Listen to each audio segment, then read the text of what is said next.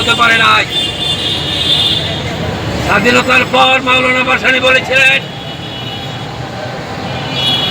জাতীয় সরকার গঠন করে দেশে একটি শক্তিশালী, সমৃদ্ধ এবং সুসংহত গণতান্ত্রিক বাংলাদেশ কায়েম করতে হবে। কিন্তু আওয়ামী লীগ সেটাকে উপেক্ষা করে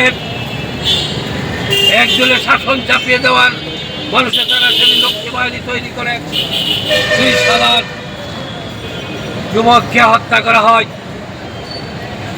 তখন জাসদ এবং ভাসানীর প্রধান ছিল।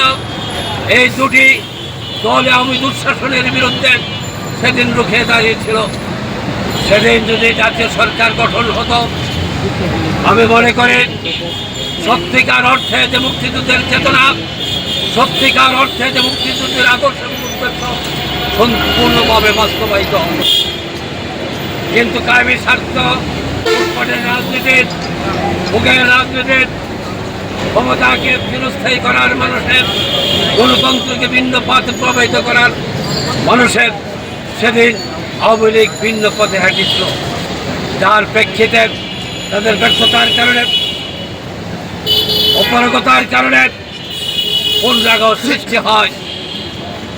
15 আগস্টে দেশের মানুষ আশঙ্কা করেছিলেন, আশা করেছিলেন মুক্তিযুদ্ধের চেতনার যে মূল আদর্শ এবং উদ্দেশ্য, এটা পুরোপুরি বাস্তবায়িত হবে।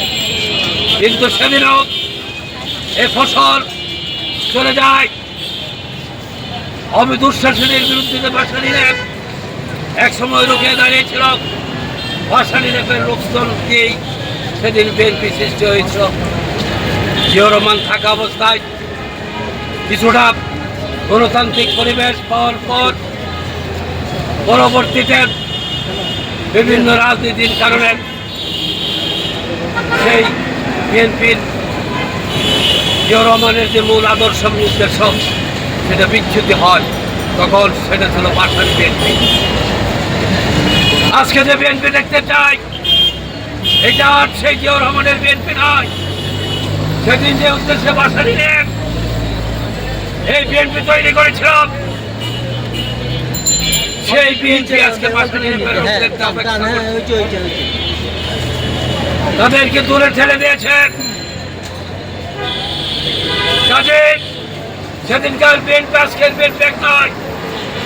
এই দেশের রাজনৈতিক দলের ব্যর্থতার কারণে 15 আগস্ট হয়, 1/11 হয়, এরশাদ বিরোধী আন্দোলন টানা বাঁধেন।